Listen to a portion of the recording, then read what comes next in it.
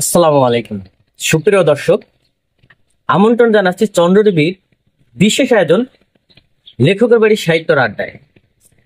উপস্থাপনায় রয়েছে আমি সালমান খান জুয়েল এবং আজকের এই বিশেষ আয়োজনে অতিথি হিসেবে রয়েছেন আমাদের সুপরিচিত সাহিত্য ব্যক্তিত্ব, কবি এবং লেখক জনাব আকাশ ইসলাম সাগর। আসসালামু আলাইকুম। ওয়ালাইকুম আসসালাম। কেমন আছেন আকাশ ভাই? আলহামদুলিল্লাহ আমি ভালো আছি, আপনি নিশ্চয়ই ভালো আছেন? জি আলহামদুলিল্লাহ, অনেক ভালো আছি। তো আমি প্রথমে যেটা আপনাকে জানতে চাইবো, চন্দ্রদেবের বিশেষ আয়োজন লেখকের বাড়ি সাহিত্য আড্ডায় প্রথম পর্বের প্রথম অতিথি হিসেবে আপনি নিমন্ত্রণ পেয়ে আপনার কেমন অনুভূতি হচ্ছে?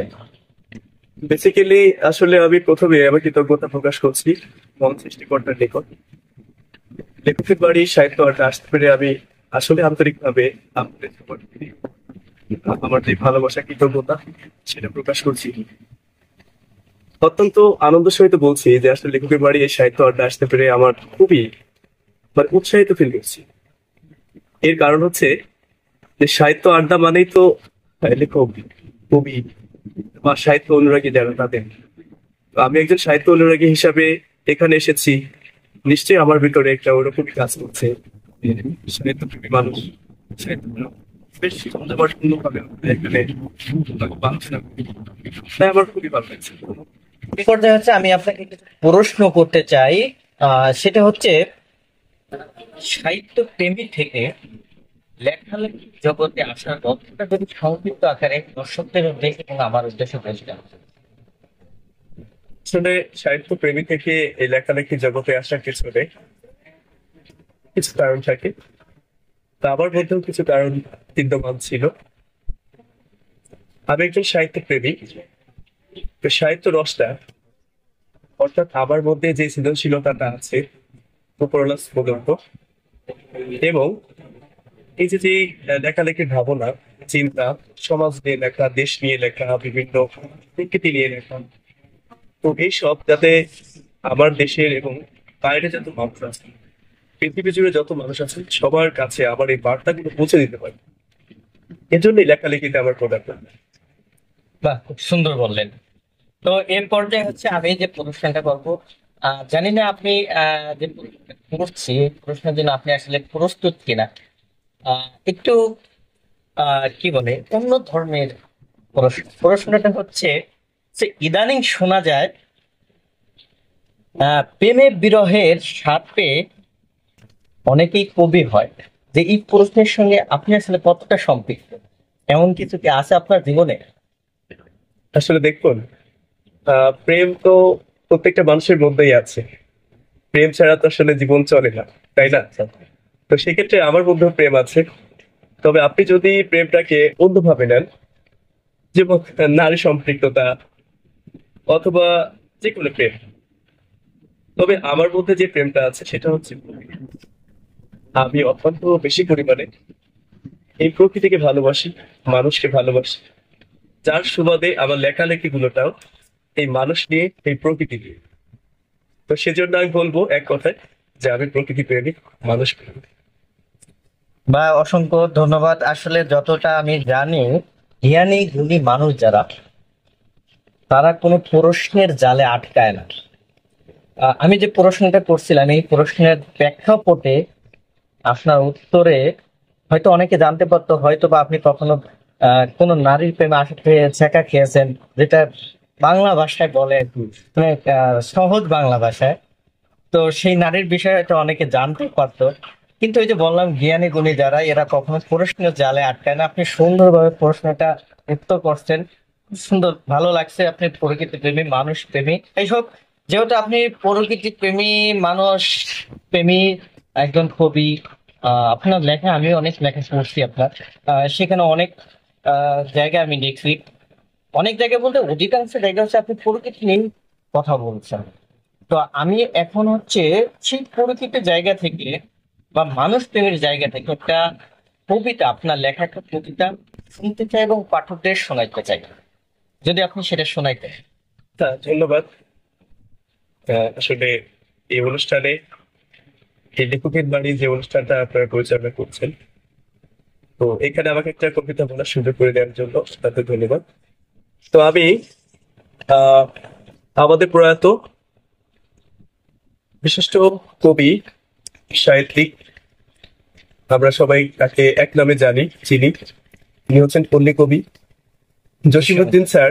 হ্যাঁ, তাকে নিয়ে একটা লেখা কবিতা আমার, সেই কবিতা থেকে আমি কিছু অংশ আপনাদের এবং লেখক পাঠকদের উদ্দেশ্যে আবৃত্তি করছি।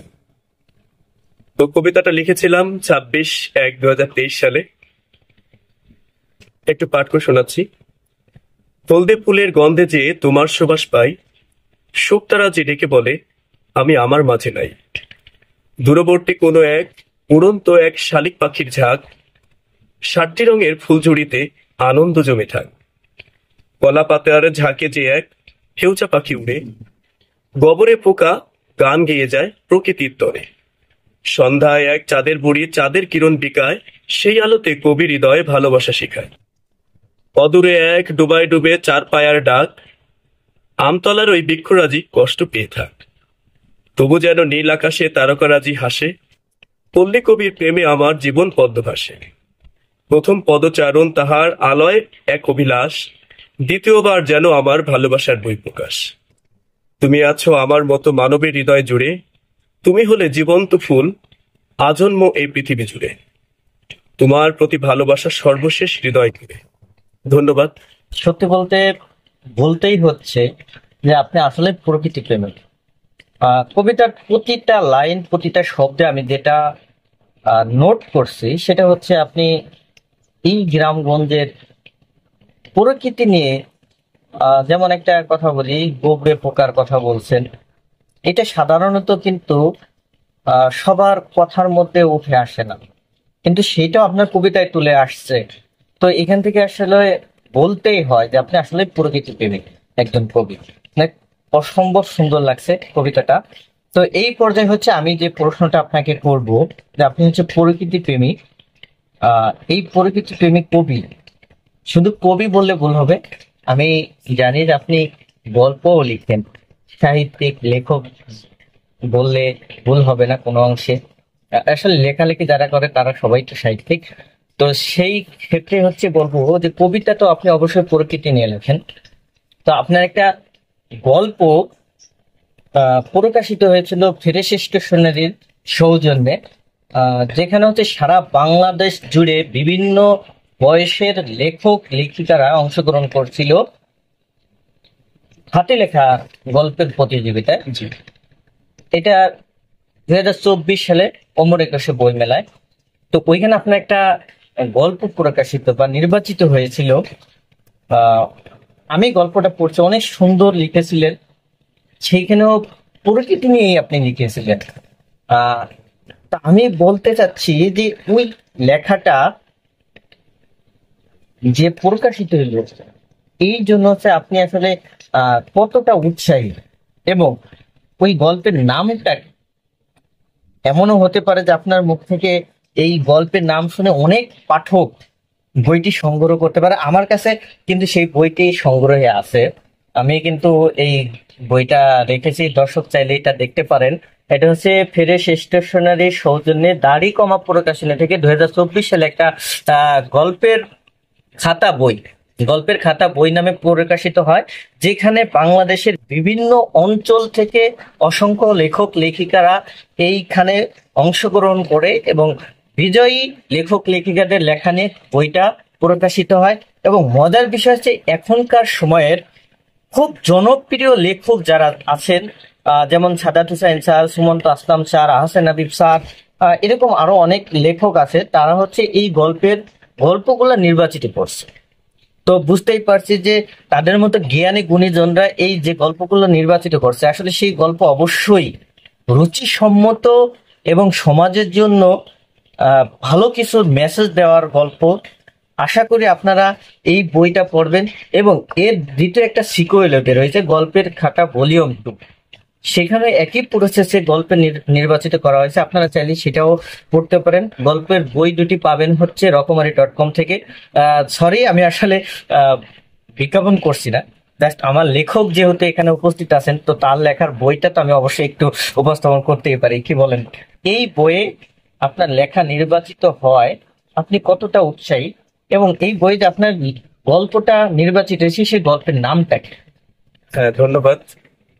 আসলে প্রেস স্টেশনারির প্রতি আমি কৃতজ্ঞতা প্রকাশ করছি। কারণ হচ্ছে তারা 2024 সালে অমর একুশে বইমেলায় আমার একটা গল্প নির্বাচিত করেছেন। আমার গল্পের নাম ছিল উৎসন্ধানী নৌকা ভ্রমণ। গল্পটা আসলে প্রাকৃতিক বা প্রকৃতি নিয়ে লেখা। গল্পটা আসলে অত্যন্ত আমি মনে করি যে ভালোই হয়েছিল। তো যারা দর্শক আছেন তারা নিশ্চয়ই পড়ে দেখবেন। আমার যতটুকু আশা যে অবশ্যই তা আপনাদের অনেক ভালো লাগবে। আর এটা থেকে উৎসাহ বলতে কি, আমি তো লেখালেখি বরাবরই খুব পছন্দ করি, অনেক ছোটবেলা থেকে লেখালেখি করি। তো সেই সুবাদে এই লেখাটা জমা দিয়েছি। আমার এর পিছনে কিছু অনুপ্রেরণা আহ দানকারী ভাই আছেন, লেখক আছেন, যারা আমাকে সবসময় অনুপ্রেরণা দিয়েছেন।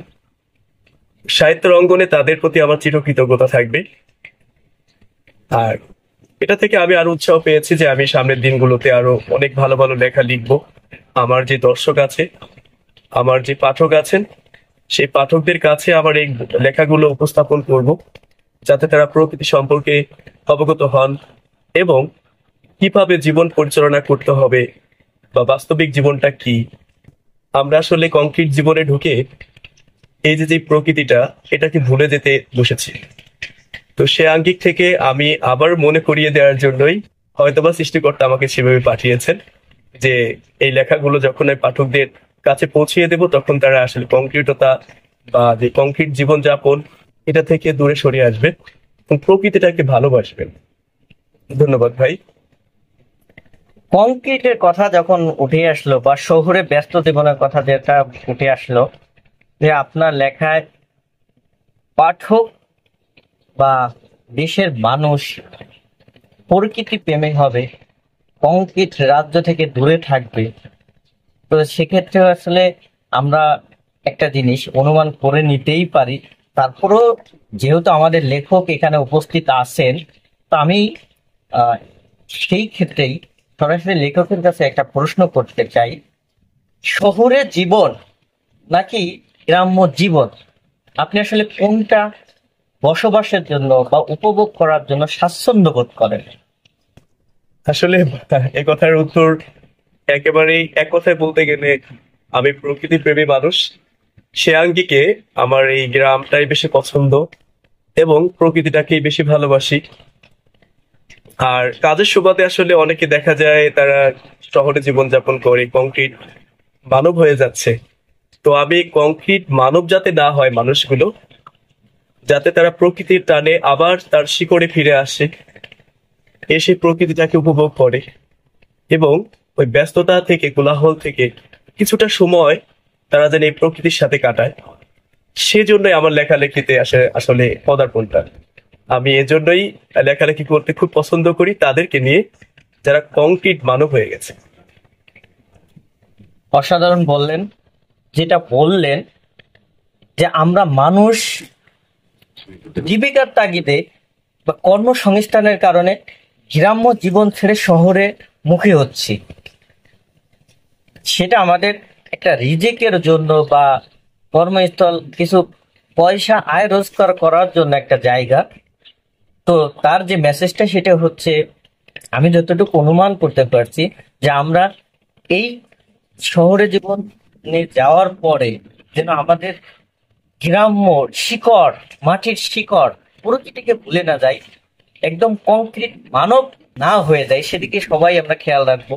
কারণ হচ্ছে আমাদের একজন কবি, খুবই স্বনামধন্য এবং আমার খুব কাছের একজন কবি, জীবনানন্দ দাশ, তিনি কিন্তু খুব সুন্দরভাবে বাংলাকে উপস্থাপন করেছেন, যেখানে বাংলার প্রতিটা স্তর স্তর, গ্রাম বাংলার প্রতিটা দৃশ্য দৃশ্য সেখানে ফুটে উঠেছে। তা আমি বলবো আসলে শহরে কংক্রিটের জীবনে আমরা যেতেই পারি, কিন্তু আমাদের গ্রামের যে শিকড়, মাটির শিকড় যেন ভুলে না যাই, কারণ এইখান থেকে হচ্ছে আমাদের বেড়ে ওঠা। তো যাই হোক, দর্শক, আমরা অনুষ্ঠানের একদম শেষ পর্যায়ে চলে আসছি। তো এই মুহূর্তে আমি আপনাদের উদ্দেশ্যে এবং লেখকের উদ্দেশ্যে যেটা বলবো, আহ আজকের এই অনুষ্ঠান থেকে আমরা একটা জিনিস জানতে পারি, সেটা হচ্ছে আমাদের সাহিত্য জীবনটাকে আঁকড়ে ধরা উচিত, যেটা আমাদের লেখক কিন্তু আঁকড়ে ধরেছে। যদি আমরা বাংলা সাহিত্যকে আঁকড়ে ধরতে না জানি, তাহলে কিন্তু একটা সময় আমাদের এই সাহিত্য জিনিসটা মুছে যাবে। আমরা যদি বইগুলো না পড়ি, বই প্রেমী না হই, তাহলে কিন্তু আমাদের ইতিহাস আমরা জানবো না। তো এই আঙ্গিক থেকে আমি বলবো আমরা সবাই যেন সাহিত্য প্রেমী হই, সাহিত্যকে এগিয়ে নিতে পারি, এবং আমাদের যে নতুন নতুন লেখক আসছে তাদের উৎসাহী করতে পারি, তাদের বই আমরা সংগ্রহ করতে পারি। তো বইয়ের প্রসঙ্গে যেহেতু আসলে, সেক্ষেত্রে হচ্ছে আমি আপনাকে বলবো একটা প্রশ্ন, শেষ প্রশ্ন। এই প্রশ্ন অনেক সময় নিয়ে ফেলছি, দর্শক অনেক সময় দিয়ে ফেলছেন, এর জন্য আসলে আন্তরিকভাবে দুঃখিত। তো শেষ প্রশ্ন যেটা লেখকের কাছে, সেটা হচ্ছে আমার যতদূর জানা আছে আপনার বেশ কিছু কবিতা এবং গল্প, মানে এই গল্পের খাতা বইয়ের বাইরেও বিভিন্ন অনলাইন পত্রিকা এবং সাহিত্য পত্রিকায় আপনার কিছু লেখা প্রকাশিত হয়েছে, কিন্তু আপনার একক বই সম্ভবত এখন পর্যন্ত পাঠকদের মাঝে দিতে পারেননি। আমি যদি সেই বিষয়ে জানতে চাই, আপনার একক বই কবে নাগাদ আমাদের দর্শক বা আমাদের পাঠক বা আপনার পাঠক পেতে পারে? আসলে এই প্রশ্নের অ্যান্সারটা আপাতত ভাবে আমি দিতে চাচ্ছি না, তবে খুব শীঘ্রই ইনশাল্লাহ একক বই পাওয়া যাবে। আর যেগুলো আমার পাঠকেরা তারা সংগ্রহ করবেন ইনশাল্লাহ, সেটা আমি সময় মতো জানিয়ে দেবো ইনশাল্লাহ। ঠিক আছে। জি আচ্ছা, এখানে একটা কিন্তু থেকে যায়, সেটা হচ্ছে আমার লেখক বা আমাদের লেখক যেটা বলছেন, তার বই একক বই আনবে খুব শীঘ্রই, কিন্তু তার জন্য হচ্ছে তার যে লেখাগুলো প্রকাশিত হয়েছে এইগুলো হচ্ছে আমাদের কি করতে হবে, আমাদের সংগ্রহ করতে হবে, পড়তে হবে, তাকে উৎসাহিত করতে হবে। তো দর্শক, আমরা একদম অনুষ্ঠানের শেষ পর্যায়ে। তো কেমন লাগলো এই লেখকের বাড়ির সাহিত্য আড্ডা? আপনারা অবশ্যই লাইক করবেন, কমেন্টে জানাবেন। সাহিত্য যেন অনন্তকাল বেঁচে থাকে মানুষের হৃদয়ে, এই আশা ব্যক্ত করে আমি আজকের অনুষ্ঠান শেষ করছি।